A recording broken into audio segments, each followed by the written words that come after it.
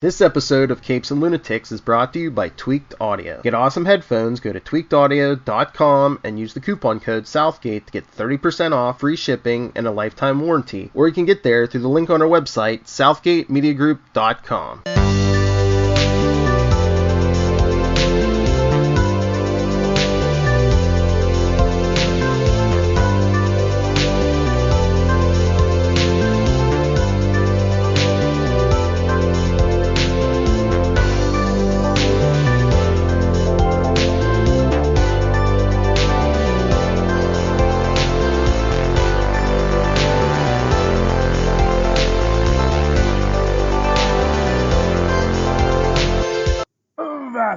Hearties, and welcome once again to Full Stream Ahead. I'm your host, Charlie, the Professor Esser, and with me as always is me skinny rich friend. Yeah, it's Mozz. It's Mozz in there in the background is me first mate. Okay. Welcome, Mozz. How was your day? How has been your day, Mozz? It's been quite nice. It's been quiet? Okay. Nice. Work was really good. That's good. Yeah, it's been pretty nice. Oh, okay. Well, that's good. That it's my days have been stressful, but not for any real reason. Well, there was one thing that was stressful today, but we won't get into that. But yeah, just chaos at work is never relaxing. I'll tell you, not in a public forum. Anyway, welcome, ladies and gentlemen, to Full Stream Ahead. We are doing The Mandalorian, Chapter 5. The Gunslinger. Yes. Pew pew. Pew pew. The Mandalorian helps a rookie bounty hunter who is in over his head. Our director this week is David Filoni, who has a writer's credit along with Jon Favreau. Written by for Dave Filoni. Jon Favreau gets that created by, of course. George Lucas gets the based on characters by. Okay, and this is interesting. We open up with, of course, the Mandalorian being chased by one more random bounty. And you know what strikes me so weird about this is that is clearly like an ex-rebellion dude. The Right. Yeah, it's like he's got, it's like the rebellion's over, he's got nothing better to do, he's not going to join the Republic. Why did they kill him? Who? The rebel. Oh, the rebel who got killed by the Mandalorian? Well, he was trying to kill the Mandalorian, or at least capture him, yeah. Oh, yeah. But we haven't gotten to that episode yet, just relax. Anyway. And of course, just because it is for an entire galaxy, it's pretty small. Also, can I have a question? What's your question, Tristan? Even after the Empire's over, there are still rebel fleets. Cause once Finn was captured by a rebel. Yeah, that was the rebellion. Anyway, we'll talk about that later. Well, that was the Republic. Maybe there was a rebellion from the Republic too. I don't know. I feel like there's always a rebellion, isn't there? Well, yeah, because that's the thing. Even when the Republic gets reestablished, it's like, right. Oh, maybe I don't like this Republic. Which is the problem with the Republic in the first place, if you recall.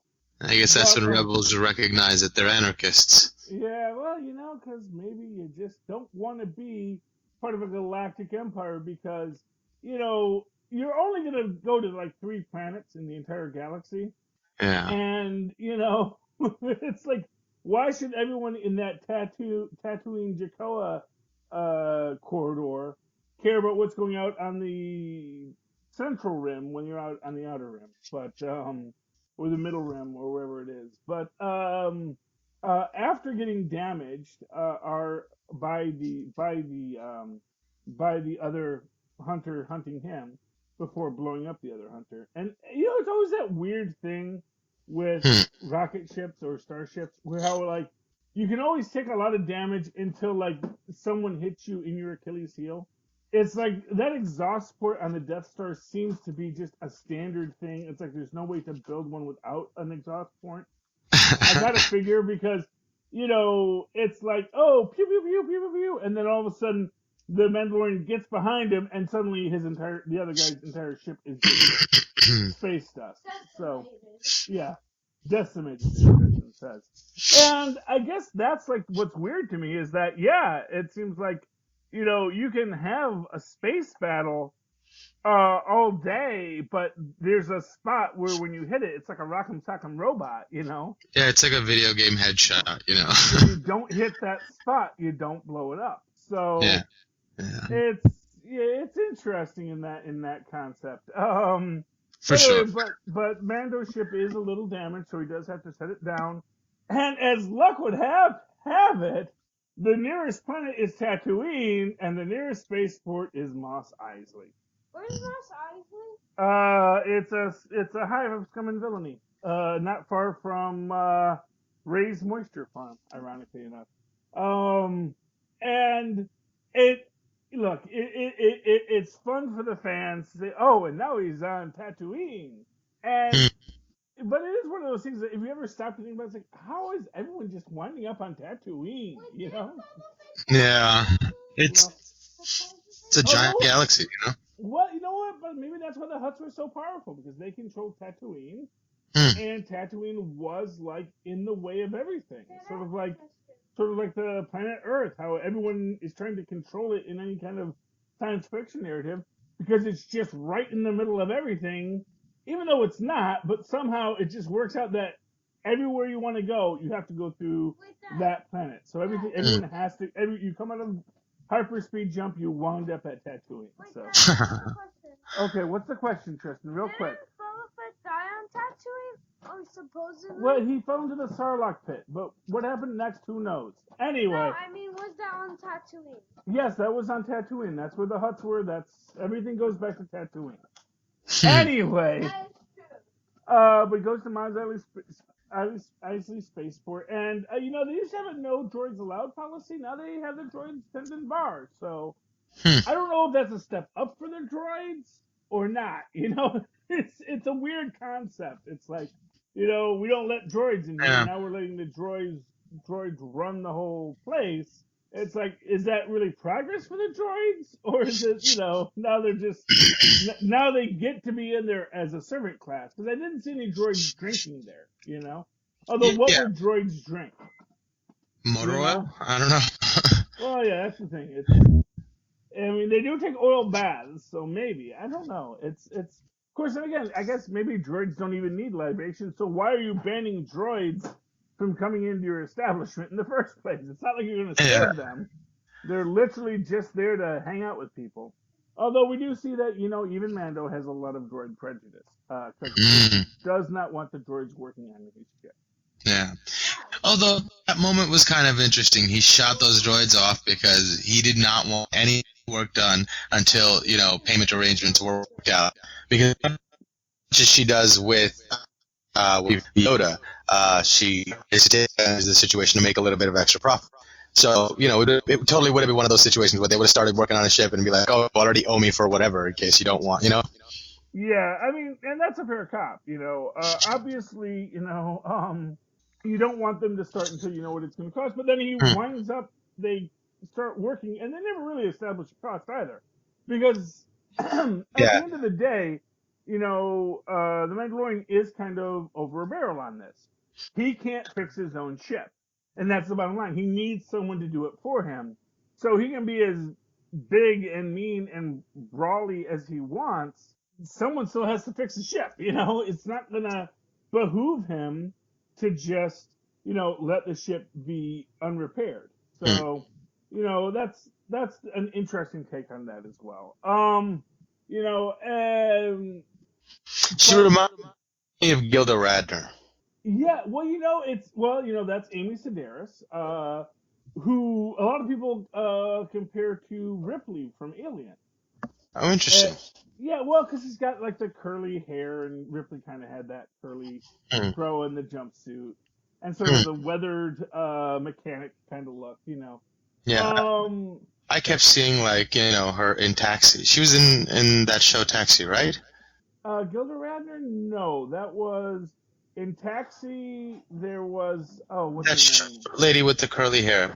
Yeah. Maybe I'm No, getting the that name was wrong. who was Laka's wife. That was she was forgetting her name, but she was on Unbreakable Kimmy Schmidt too as the landlady. Hmm. And I'm blanking on her name now. Yeah. It'll come to I me thought it was in a bit. Gilder. Yeah.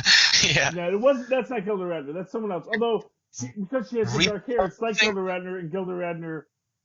You might be thinking Rosanna Dana, which Hmm. was Gilda Radner's one of Gilda's characters on Weekend Update. Gotcha. You know. Yeah, probably. But anyway, but yes. So and to that extent, she kind of seems like if they did a SNL parody of Aliens with Gilda Radner and Amy Sedaris was playing that role, this would be where we're at. So, Rhea so Perlman. in that That's what I was thinking convoluted thought process that we got through, Mm. we do get back to you know, the Mandalorian needs to get some money. You know, he's got like a few Imperial credits, Hmm. which they take because, as it turns out, yeah, people still take them. You know, what the heck, you know. Yeah. It's like Bitcoin. You know, it technically has no value except for the value people will assign to it, and its value Hmm. can fluctuate based on what people are willing to accept. You know, Right. if people don't accept Bitcoin, all your Bitcoin are worthless. If people Right. do accept Bitcoin, how much they're going to translate that Bitcoin's value into U.S. dollars is entirely up for debate. You know, and that's why all those cryptocurrencies can fluctuate so much. You know, but Right. that is where we're finding ourselves in this. So, Mando's got to get some more money, and he goes to Mos Eisley Spaceport, Hmm. and he comes across again the Saturday Night Live version of Han Solo.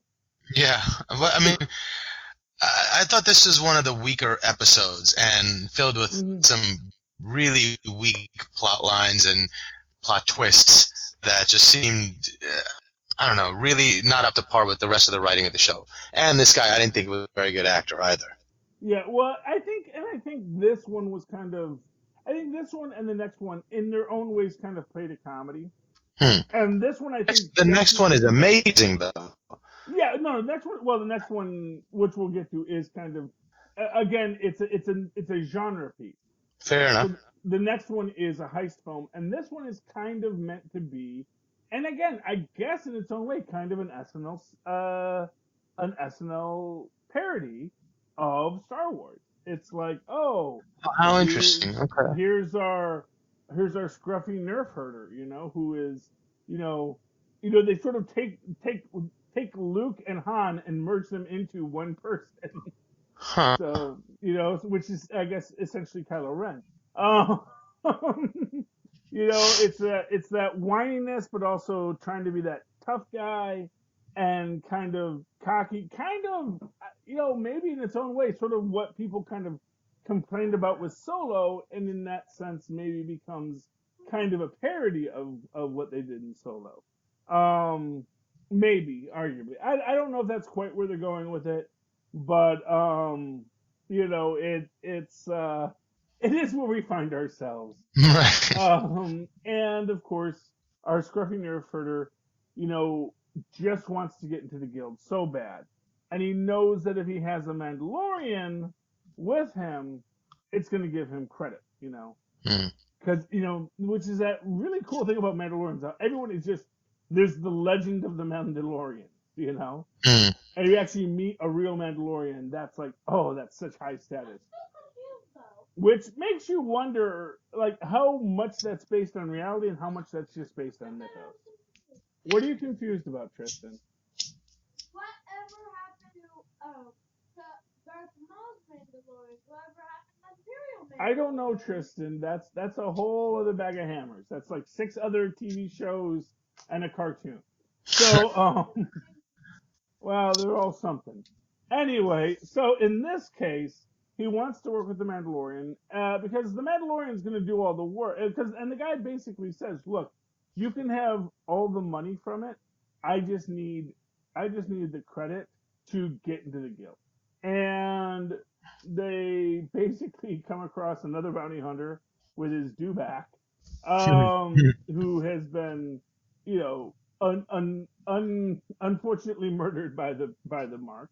Mm. And you know, of course, before that, we actually had that great scene with the Tusken Raiders, which to me is the redemptive moment with this, where like the guy says, "Oh yeah, Tusken Raiders act like they own the place," and the Mandalorian's like, "Yeah, because they do, because you're a bunch of weird colonials that came to their planet and are like roughing up the place, you know." Mm. It's it is interesting in my sense that they actually Yeah. address that basic thing about, you know, why are the Tusken Raiders seen as the weird, crazy aliens in the desert when clearly you're all settlers on their planet, you know? But Yeah. that is the question, and that's what we deal with this. As far as everything else goes, it is an interesting story what we get, because we do get the Mandalorian and the Nerf herder. I can't remember his name. Yeah, just trying to capture Ming-Na Wen. And great to see Ming-Na Wen in this. Yes, it really was. That was cool. In this. I mean, you could say she gets typecast a lot, and that's probably true. But she's so good at that role, you know? Yeah. And she's really good at, you know, being manipulative. And of course, you know, I like the fact that, you know, the Mandalorian knows how to get there with the flash grenades, and like, this is, you know, this is how we're going to do it. And basically, you know, as they say, does all the work, because the other guy's just there to get the credit. Yeah, it was interesting to me that he even accepted the job. I guess because he did need the money, but like, he wasn't going to take it, and then all of a sudden, you know, a simple comment, "Oh, it's my first job," and he's like, "Fine, come on." I was like, "That's a little convenient, no?" Well, he needed first off, he needs the money. Right. This is the only job available, and you know, the guy smashes the fob, so he really can't, you know. And I don't think the Mandalorian was gonna like double cross him on the fob either. You know, I think the Mandalorian basically like, let me look. If you just want, I don't really need the credit. I really don't want the credit, because as Ming-Na Wen's character points out, you know, that guy you're with, he's got his own bounty on his head. Yeah. It's worth like twice as much as mine, and they will bring you into the guild with open arms, and I can help you catch him. You know, it is pretty lucrative offer. Yeah, it's a lucrative offer. It's interesting. Now, of course, the gunslinger actually does kill Ming-Na Wen, doesn't he? Shoots her like while she's handcuffed. Yeah. Yeah, if I recall correctly. Yeah, because and again, God knows what he's thinking. Yeah, I mean, like, he saw how utterly helpless he was in every situation next to the Mandalorian. So why would he all of a sudden, where did he find that, you know, crazy bravado to think that he could take the Mandalorian on? He wasn't good enough to catch this mark, and the guy he caught that was even better than the mark to catch the mark, somehow those two were going to go in cahoots and kill the Mandalorian? That seems like an insane proposition. Yeah. Well, I mean, from Ming-Na Wen's perspective, if she was going to join up with him, yeah, she was going to kill him as soon as he unlocked. Yeah, of course. Care about the Mandalorian, you know. But for him to all of a sudden to go to make that giant of a leap in his self-confidence is jarring.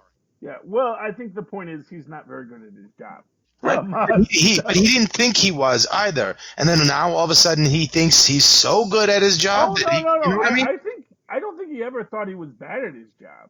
I actually think he kind of like really always had that bravado, but he basically he felt the reason he wasn't getting any respect by the guild was, you know, politics, basically.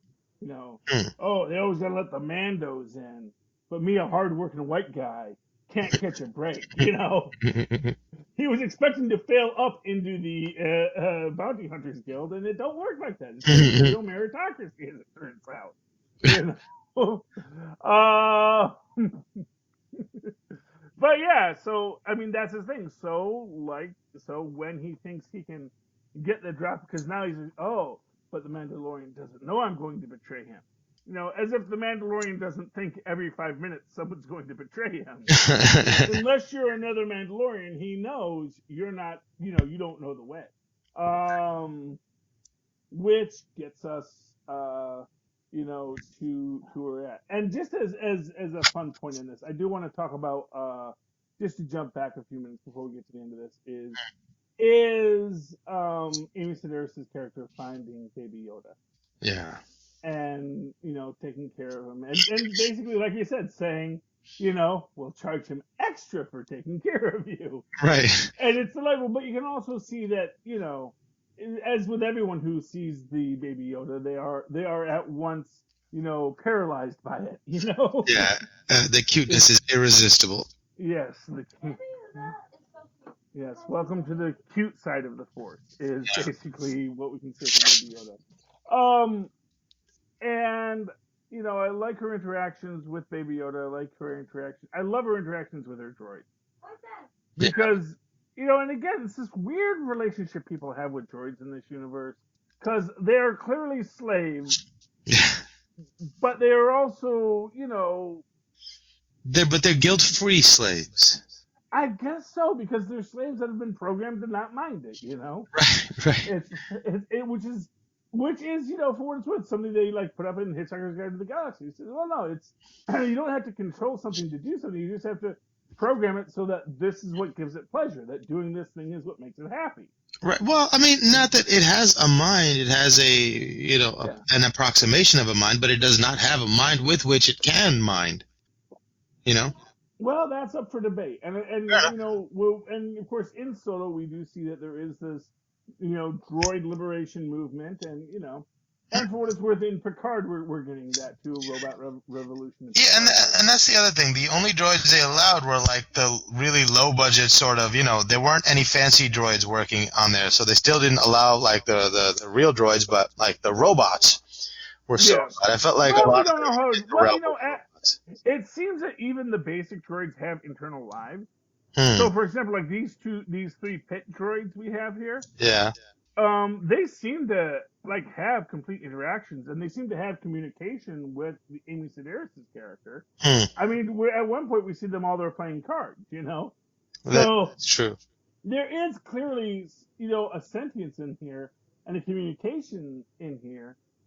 But, you know, at the same time, I guess the droids just feel, and, you know, I guess here's the thing, you know, droids don't eat, droids don't sleep, but they do need, you know, access to power converters, and they do need periodic repairs. And so, you know, money doesn't have any value for a droid because, you know, what's a droid going to spend money on? But, you know, someone that's going to keep them charged and keep them dry and keep them repaired, that seems worth the work they're going to do, you know? As long as you're not abusing the droids, you know, maybe the droids don't mind, you know? That's the interesting question, you know? It's always that question about whether or not people are, like, abusing droids. Right. But, yeah. What, Tristan? The end scene of this episode? Not yet. No, we're going to get to that. Yes. Wait, no, you're getting way too ahead of the story. We're only on episode 5 or episode 6. No, episode 5. It's okay. Well, he doesn't know what you're talking about, so don't worry about it. Okay. He wants to get to episode 8 already. So, next week, Tristan, we'll be on episode 8. Anyway, in this case, although we do get, at the end, we get a nice little after credit scene. Which actually I realize now was misinterpreted at the time.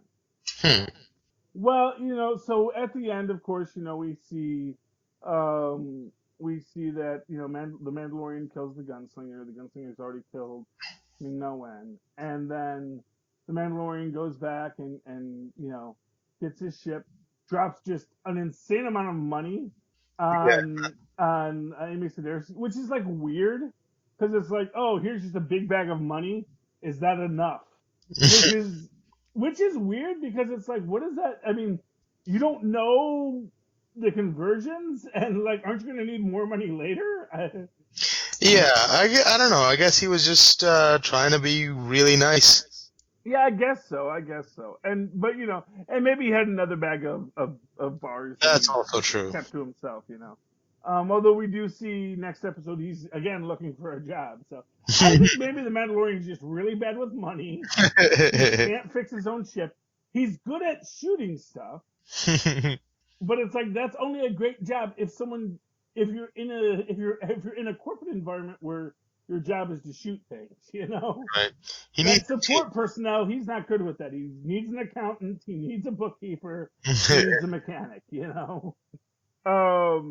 But yeah, so Mike, So you there? yeah. Can you hear me? Yeah, I can hear you. There we go. So yeah, to the end, he runs up to Ming's dead body. Mm-hmm. And Does he grab something from him? I don't recall.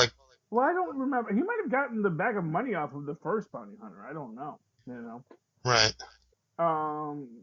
Yeah. I mean, I don't see him grab anything off of Ming or off of the gunslinger when he kills him. Right, and he couldn't have gotten the money he from did? turning the bounty in. That's the bag of money. He got it from the gunslinger. Oh, he got the bag of money from the gunslinger? Okay, so the gunslinger apparently he's a trust fund gunslinger. So he did have a big bag of money. Which again feeds into that, privileged white gunslinger motif there. Right. Like, oh man, I just need to get into the guild. No, I'll be set. But they won't let just a guy like me in, I gotta actually do something first. As if. Oh boy. But yeah, so Tristan says he did take the bag of money off of the gunslinger. And I always defer to Tristan on these questions because he knows way more about this stuff than I do. And he flies off with Baby Yoda, and then we get this end credit scene where we see the person walking up to the bodies of the gunslinger and Ming-Na. And that wasn't the Mandalorian, you think? I just assumed that. No, the black boots at the very end.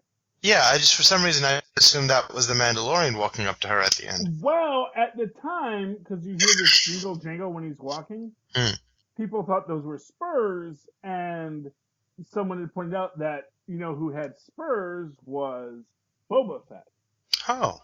So there was a lot of talk in the internet that this was possibly Boba Fett. Because it is Tatooine, and that was the last place Boba Fett was seen, so but actually, But if he was, he was a Mandalorian, right, Boba Fett? Yeah, he was a clone of a Mandalorian. Yes, Jango Fett was a Mandalorian, and Boba Fett. So he wouldn't have to stick to the rules of one Mandalorian out at a time, right? I guess not. Well, we don't know what the rules of Mandalorians are, and we don't know how. And yeah, so I mean, it's possible that there's no Mandalorian around, so he can be out. But what the actual point that I'm trying to make is, in rewatching it, you hear the jingle jangle that sounds like spurs, but he's not actually wearing spurs. Right. So the reason why people thought it was Jango Fett was because they heard the sound of spurs, but there aren't actually spurs on his boots. So the person who walks up at the end of the Gunslinger episode. What do you want to say, Tristan? This could be Boba Fett, because once I saw a video about how Boba Fett escaped the Sarlacc pit, and it looked like, and it actually had people who actually looked like that, and it had costumes that looked exactly like it. Okay, well, there are lots of people who think that Boba Fett escaped the Sarlacc pit. I think it might be. I've actually said, Boba Fett had a jetpack. It's really likely he escaped the Sarlacc pit, But what? Yeah, I think the reason why he fell in was Han Solo accidentally hit his jetpack. Yeah, it was crazy, but he still had it. So even if it got triggered accidentally, he should be able to fly himself out again. Anyway, but yeah, so that's the Gunslinger episode. Mozz, what did you think? I thought it was one of the weaker ones. It was kind of like I found myself shaking my head and just like going, "Oh come on, over and over again." This episode, I was a little annoyed by it. And then honestly, seeing Ming there, and I was like, "Oh, this is the kind of writing she's used to," Well, I mean, like to me, Amy Sedaris and Ming-Na Wen really saved this entire episode. Yeah. You know, I mean, Amy Sedaris, and I think that they both kind of fit in their own ways into the concept of it. Like I said, I kind of feel like this kind of comes off as like a parody of The Mandalorian. Mm. Like if you did a parody episode of The Mandalorian, this is exactly what you would make with the, you know, with the, with sort of the MacGruber version of Han Solo. Which I think is a great way to describe this guy as. It completely is. Yeah, Han MacGruber is what I call him now. And I do think that really, you know, captures what is at issue here, which is that, yeah, he's not good at his job. He's the villain who's not good at his job. But Amy Sedaris is very good at her job, and the Mandalorian is good at his job. And between that, I think you get a decent episode, despite, you know, having to watch the. Honestly, I really feel the gunslinger is the weakest part, and I think anything without the gunslinger, who is literally there just to move the plot, Right. makes it a much better episode. But For sure. But we had to get through it. We needed a filler, and they wanted to do. I think they just wanted to make fun of Han Solo, so or at least the Solo film. So there you go. If you hated Solo, you might actually like this episode of The Mandalorian because it's making fun of Solo, I guess. Yes, Darth Maul was in Solo. Yes. Spoilers, those who haven't seen Solo yet. Okay, Mozz, is there? So that's the episode. Yep. Clearly not your favorite. But if it's someone else's not favorite too, how can they reach you to commiserate with you? Oh, they can email me at mozzmanzoor@gmail.com or find me on Facebook under Mozz Manzoor. That's MOZZMANZOOR.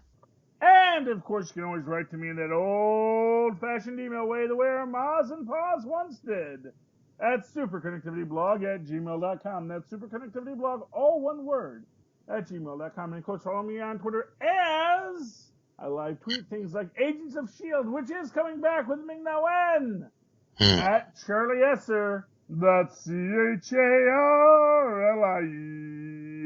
CHARLIESSER. Look for the two E's in the middle. For quality. Ding! Thank you, Mozz. All right, me hearties, you've come ashore once again after a wild night on the seas with me and Mozz and the Mandalorian 2. Please join us next week when we'll once again sail off full stream ahead. Arr!